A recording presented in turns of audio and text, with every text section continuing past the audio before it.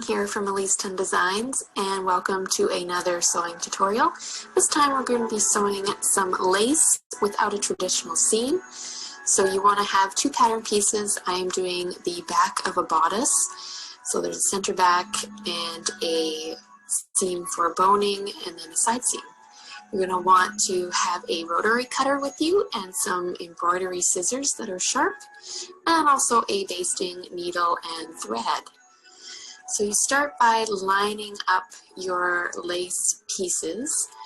What's great about lace is you don't have to really go on a grain line. So I am using the scalloped edge of, I believe, the crosswise grain of some really nice lace that I bought for a bridal gown.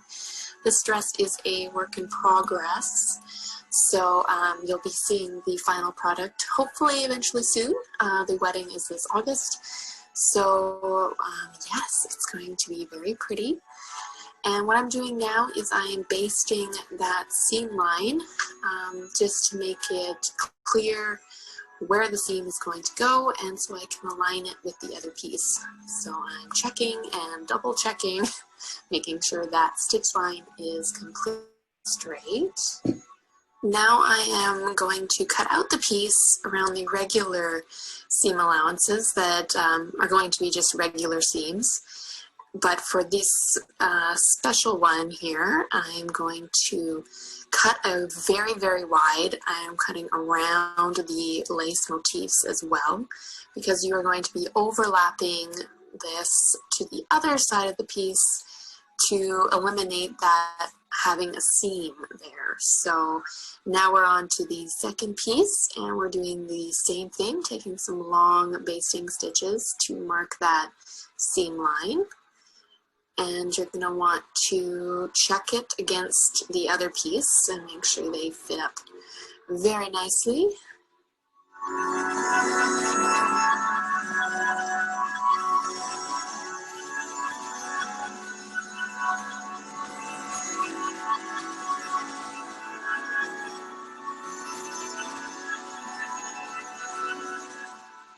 Okay, so now you have your two pieces with your marked seam lines, and I'm just pulling on the thread a little bit, so I got some long tail ends going on with the threads, so they're not going to slip out on me. And I'm lining them up, making sure they fit, and now you pretty much want to just choose the best side possible to overlap depending on the pattern of the lace, the motif that they have. So just choose one you think looks better that will go on top.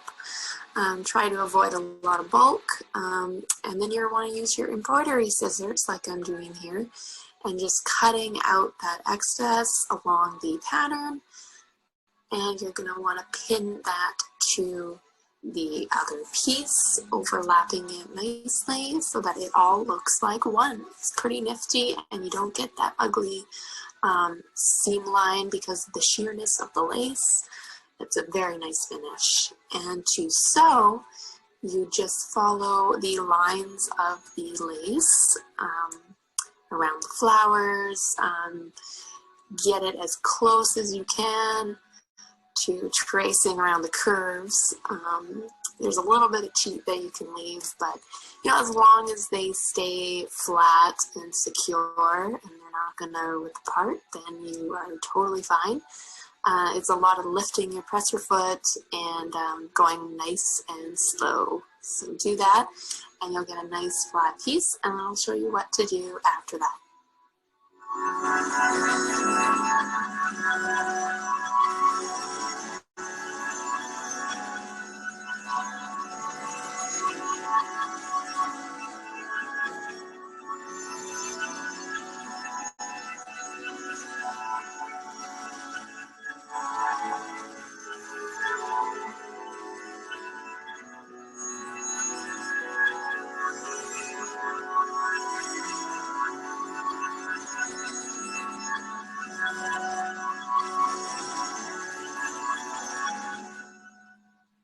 Now that the top layer of the lace is attached, you're going to end up with this underneath overlap from the other side of the piece, the bottom layer, and you pretty much want to go right to the edge of where you stitch. So it's going to be wavy because it's tracing the lines of the flowers, and curving that way. So just take those sharp embroidery scissors that you have, be very careful, and just cut off any of that excess lace from underneath.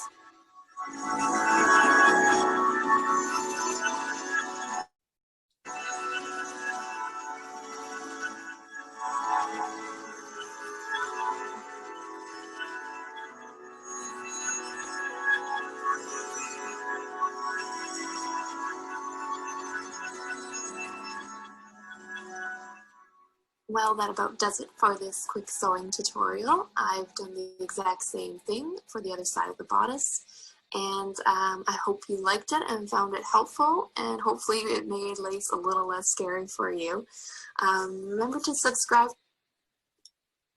Okay, so does everyone see the value in that? It shows you could applique something onto a solid piece by cutting out and around those shapes and sewing it down to it, or you can extend and change the shape of your laces as they are by making that have sort of a big to small sort of thing by taking motifs and sandwiching them together.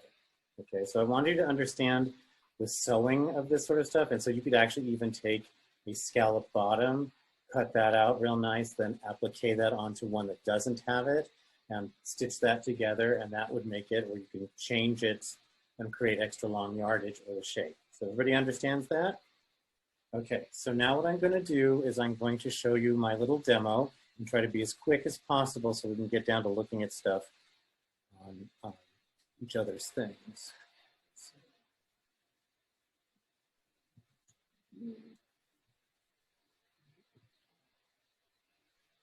Okay.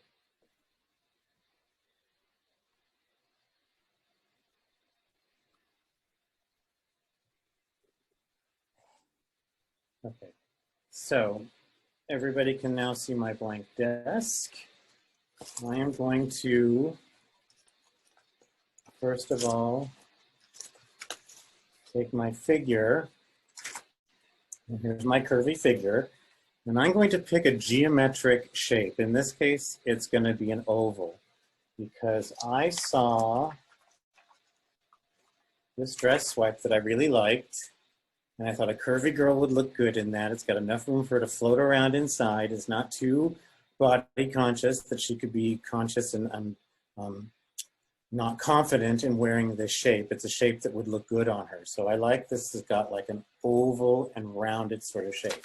So that's where I put that on my body so I'd know where that was. Okay. Second thing I want to do, that's step one. Step two is I want to take my neckline that I really like, which is real pretty, and I'm going to add that onto it, and I'm going to start building my dress. So here's my first build.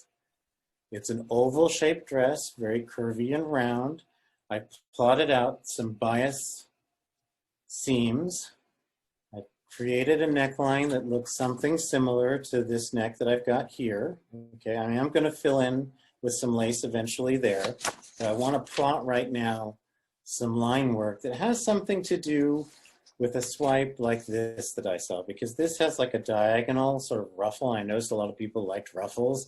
So I thought, let me put one in here that's got some ruffle. Okay, and also this one has kind of a V-neck too, which is like this one, but I wanted something that was a little bit more delicate. So that's why I took this bust on the top, so she doesn't look too chunky. Okay, so then you take that, and I start to plot out where my laces might go. Okay, so now I might put a lace panel in here as the ruffle, and I might take one of my laces and cut it out and kind of make like a border that goes along here and here.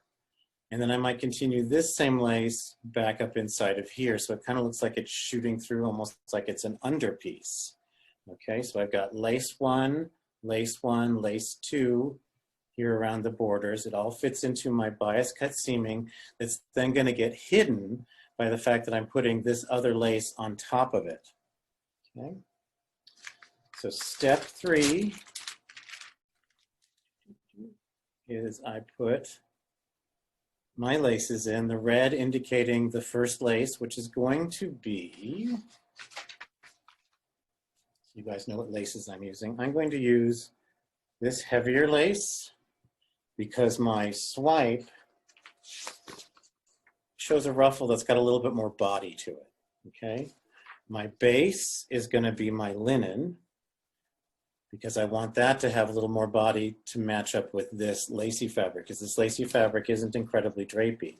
So I want it to go with this kind of a fabric. And then what I'm going to do to kind of hide, because I took it and I cut out the bottom of that, as we can all see, that lace has this ugly sort of selvage edge, so I cut out the bottom there to make a prettier edge. So that's this little edge. And then what I'm probably going to do is take the brown one that I had, which again is not so pretty when it's all by itself because the edge is real ugly and netty looking. So I'm going to cut out the edge there, and then I'm going to come into the body of this and start to cut some of that out, okay? So that when I get this, this is going to help finish off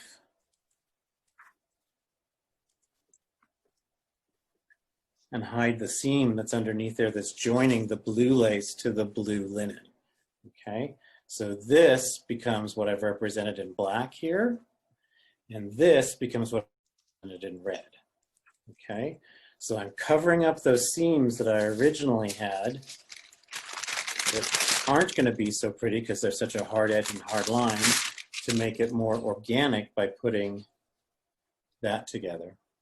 Okay, and then my final version of it is, I'm going to color it up so I can see what's going on with it, how this brownish, taupish beige is going to like cover up the seam lines that are there. I'm going to have this thicker lace that's going to create this ruffle flounce. It's at an interesting angle. It helps go with the flow of what's going on with these seam lines. And then it picks up again right underneath here so that we can see it kind of almost looks like it's shooting up through it. Okay. Does everybody understand that? Really? Yes, okay, because I can't see you. You have to like say yeah.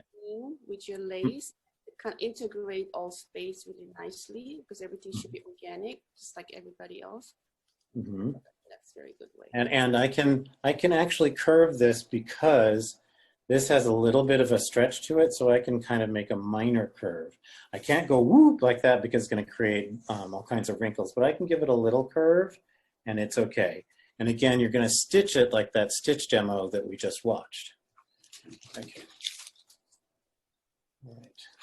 For this next one, I'm going to use the silk jersey. It's this solid silk. I'm going to use this lace that has kind of more of the guipure, sort of crochet in between it. It's not done on a netting. And then I'm going to use, again, my taupe lace, which is going to give me some contrast between that. And as this one lays on top of this, it makes a nice sort of segue into it. It's not too jarring.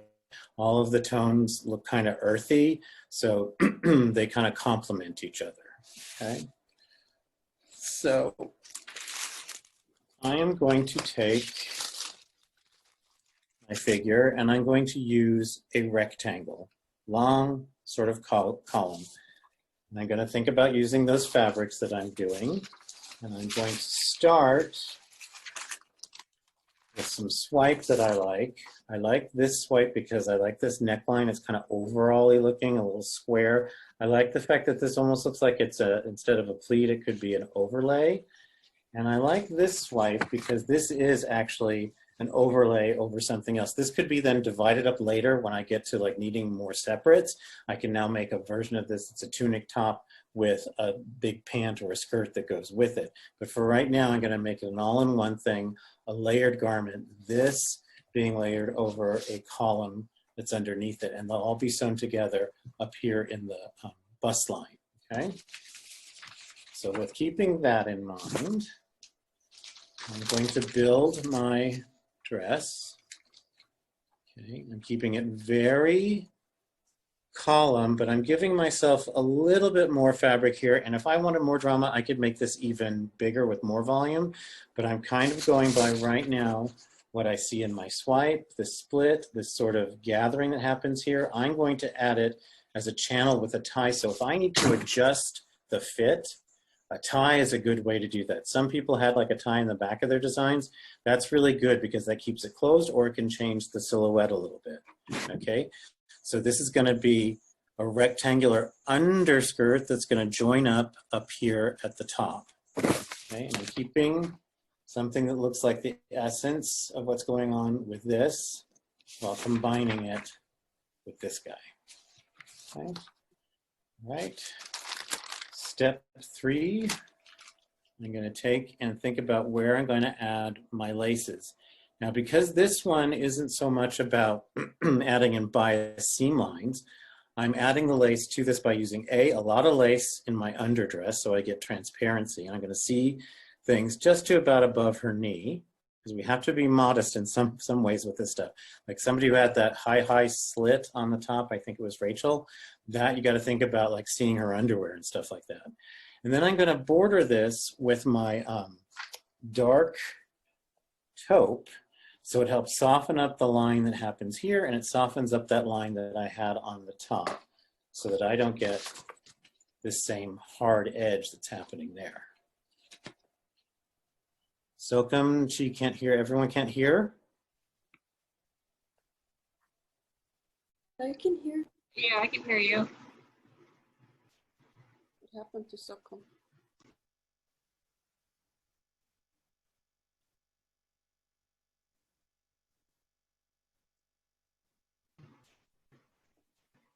I think he might be frozen too. So Aaron?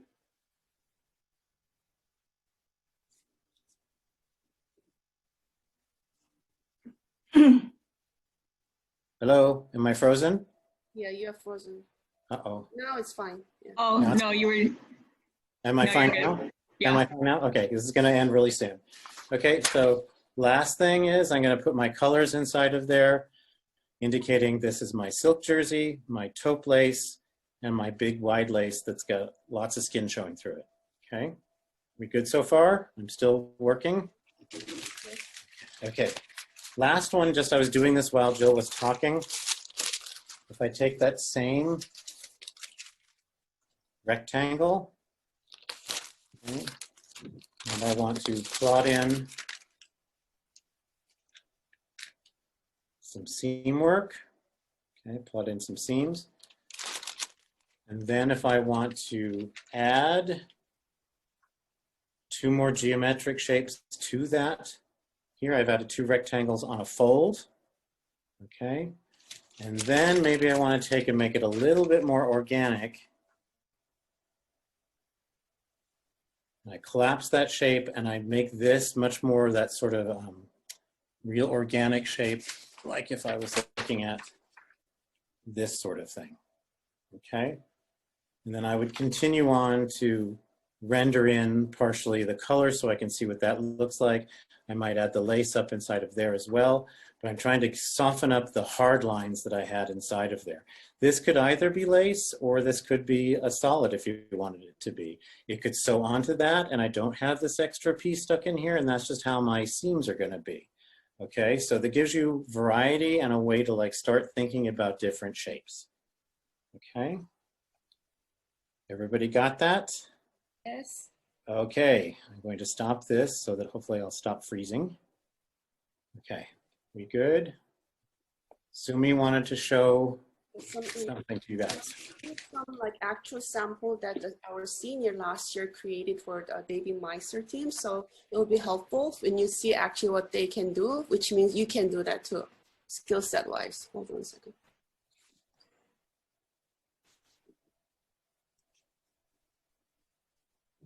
Can you guys see?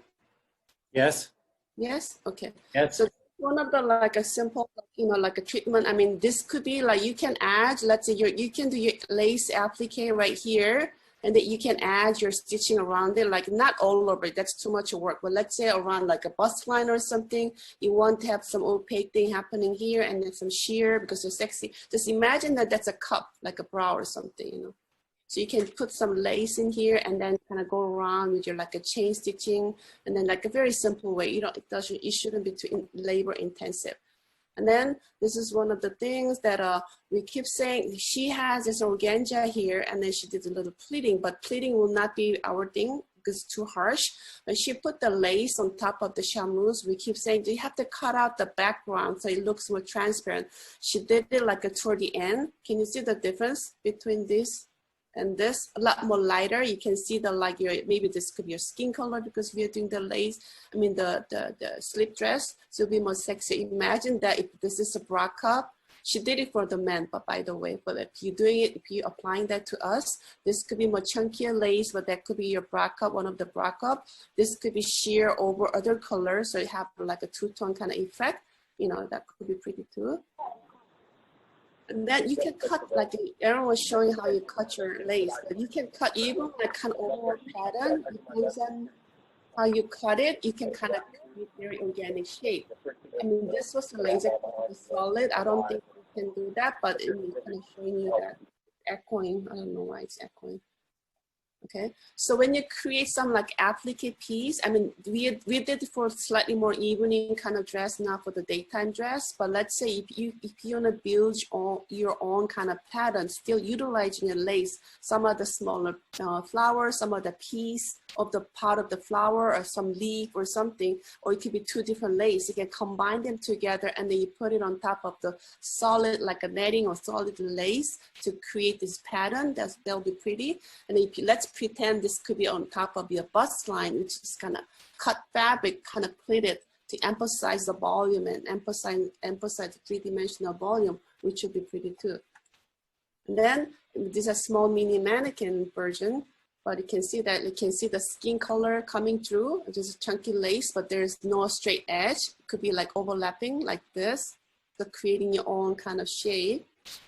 And then you can cut up, I mean, not so much a crazy way, but you can cut, if the pattern is big and then your mannequin is like this, you can cut your pattern and then you can apply on top of more like lace that's more all over lace. If you want to emphasize certain shade, you can do that too.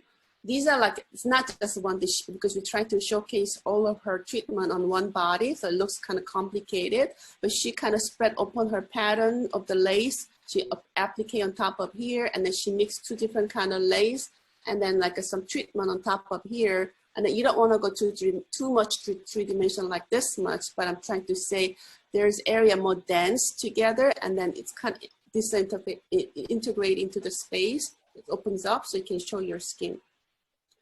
Then this is a good example. Let's say you can cover your like a nipple area by having some chunky lace in between. You can have some sheer that your skin showing through. So this is a part of her skirt. I mean, you could do, because we can do some crochet and then some macrame, but maybe crochet could be kind of easier way. You can have your sheer fabric, you sheared in, and then you can have your crochet in between, and you can add your lace to create your own yardage. It could be like a small piece, it doesn't have to be whole skirt. It could be like a small shoulder piece, maybe it could be cup piece, like a smaller area. These are close up of the bust area, so you can cut. These are all individual things, but we didn't use the sewing machine, we did it by hand, so it's more delicate. So like you put like a major pattern like this, and this is a separate piece, but it joined them together, but still it's kind of good to show some of the skin in between, and then more skin, but still all the line is very organic. Even this little cut piece spread isolated from the main area, that kind of creating really nice edge. Then some of these like a more chunkier one, and you can have your own like, you know, additional things on top of here.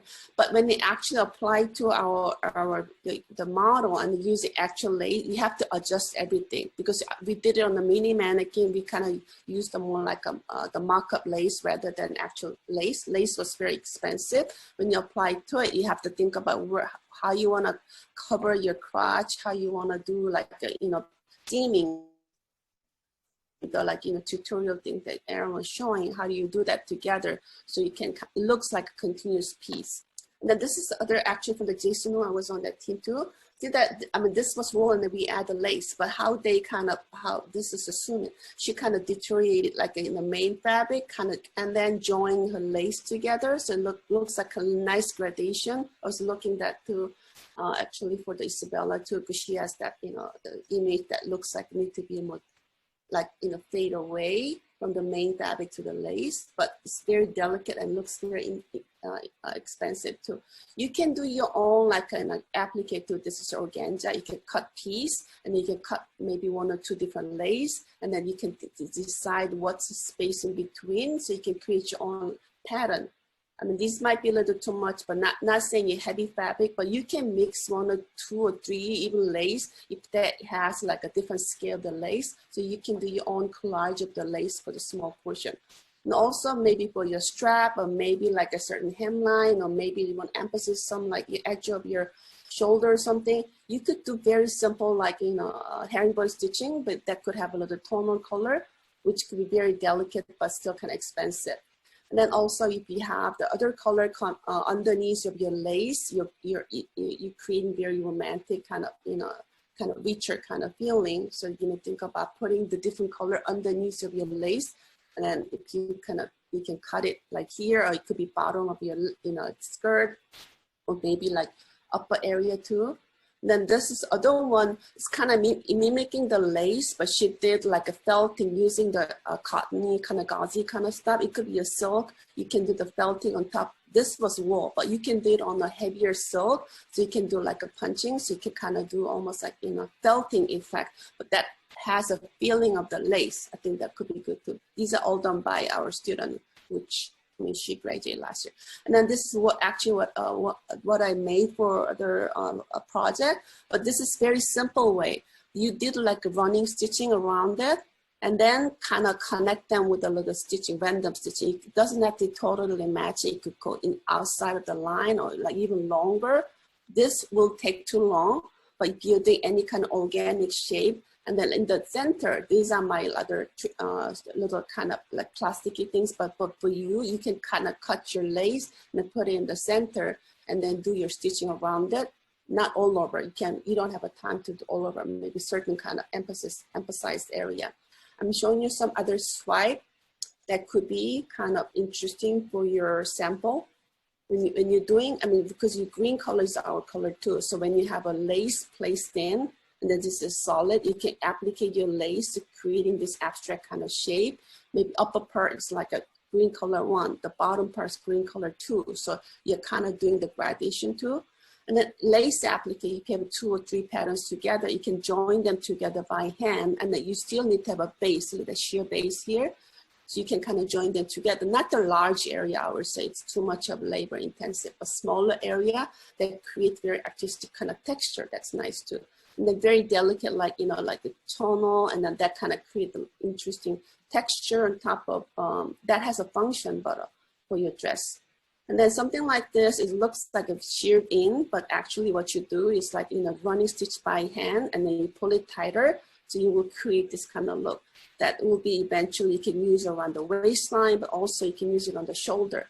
That will work well. I mean, if you imagine that along with this, you're putting some lace here, which will be very delicate and then expensive too. And then you can cut your lace around it, and then maybe inside, maybe instead of having the big hole, you can do like a tiny simple crochet or like stitching to fill in the shape. But if you're putting this, connect this together, put it on top of other color, your color is coming through, so which will have a very interesting impact. So crochet, if you're into more like a crochet, you can do very simple crochet. You can mix with the lace, okay? And also not only like a organic shape, but maybe for your strap or some like a tying stuff, if you're doing simple like a tonal stitching, very simple stitching, but that kind of makes your whole thing very expensive and then interesting. Okay, okay, that's it.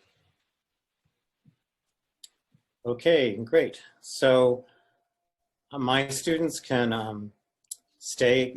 Actually, I just need to see Solene and Ray first from 10:30 to 10:45 and 10:45 to 11. The other students, I will see you after.